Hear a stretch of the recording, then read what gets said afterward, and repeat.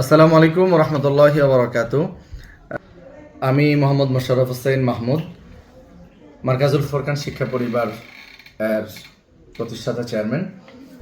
পথকুলি development প্রজেক্টের বিভিন্ন ধারাবাহিক কার্যক্রমের অংশ হিসাবে এই শীতে শীতার্ত মানুষের পাশে উত্তরবঙ্গ থেকে শুরু করে বিভিন্ন অঞ্চলে অসহায় মানুষের পাশে শীতবস্ত্র বিতরণের উদ্যোগ নিয়েছে পথকুলি ডেভেলপমেন্ট প্রজেক্ট পিডিপি।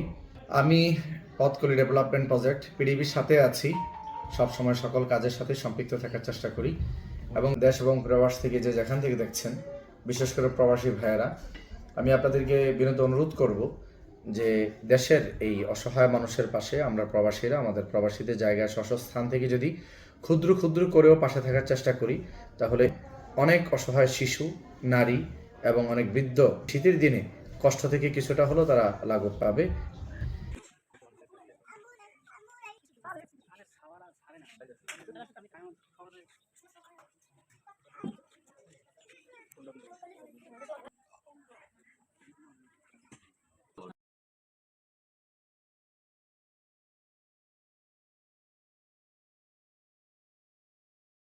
এবং সমাজের বিত্তশালীদের উদাত্ত আহ্বান জানাচ্ছি যে আমরা যার যার সাধ্য অনুযায়ী, আমাদের সামর্থ্য অনুযায়ী আমরা পিডিবির পাশে থাকব।